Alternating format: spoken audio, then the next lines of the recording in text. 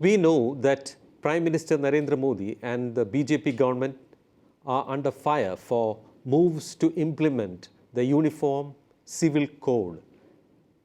His recent speech in Madhya Pradesh ahead of the elections had stirred up a hornet's nest, with more minority religious groups joining the anti-BJP chorus. On Tuesday, Prime Minister Modi stated that the Constitution includes the Uniform Civil Code and that India can't function under two sets of rules. Soon after this, the PM came under attack from several quarters, and he was even accused of using the UCC issue to gain political advantage ahead of upcoming state elections and Lok Sabha elections. First of all, a brief definition of the Uniform Civil Code, or the UCC in short. A Uniform Civil Code is conceived as a body of rules that apply equally to all people, irrespective of religion, and that regulate matters such as marriage, divorce, adoption, inheritance, succession, and guardianship. It seeks to displace the many personal laws already enforced across religions and communities. If the UCC is enforced, it would be able to fix the minimum legal age for marriage, abolish bigamy, and resolve issues around interfaith marriages. The idea of a uniform civil code which would apply to all religious sects is one country, one rule. Part 4, Article 44 of the Indian Constitution specifically mentions the term Uniform Civil Code. In accordance with Article 44, the state shall endeavour to secure for the citizens a uniform civil code throughout the territory of India. In fact, there is a misunderstanding among some sections of society that the UCC, if implemented, will affect only minority communities, but that is not the case. Let us have a quick look at this. Once introduced, it will affect Hindus, since the Hindu Marriage Act 1955 and the Hindu Succession Act 1956 would have to be amended. For example, Section 2 of the Hindu Marriage Act says its provisions will not apply to the scheduled tribes. Sections 5 of 5 and 7 of 5 of the law state that customary practices will override the provisions. But UCC won't allow all these exceptions.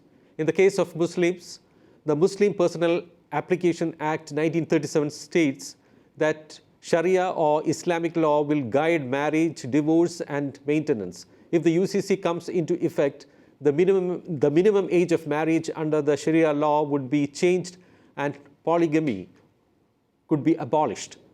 For Sikhs, marriage laws that govern the Sikh are covered by the Anand Marriage Act of 1909.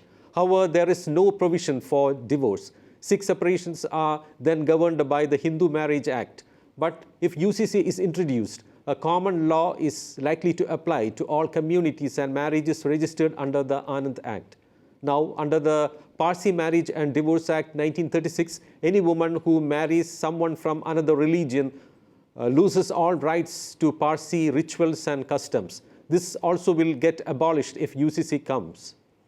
Parsis do not recognize the rights of adoptive daughters, while an adopted son can only perform the last rites of the father. So, if the UCC is introduced, the guardianship and custody laws for all religions will be common, and this will go.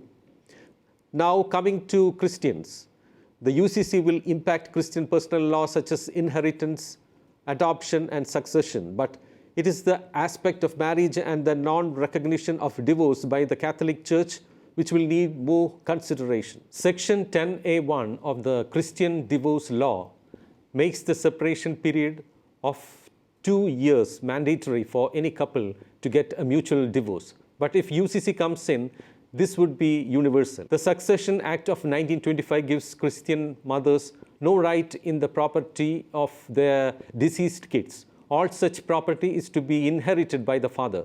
This provision would also go if the UCC comes in.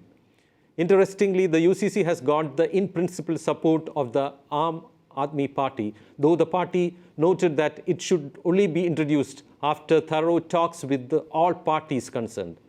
The UCC's implementation has also been demanded by the Supreme Court in a number of rulings. Now, having said that, it is a truth that India has other burning issues like price hike, terrorism threats, civil unrest in some parts of the country, and infiltration attempts that need to be addressed first. And meantime, let the discussions and debates on the UCC go on.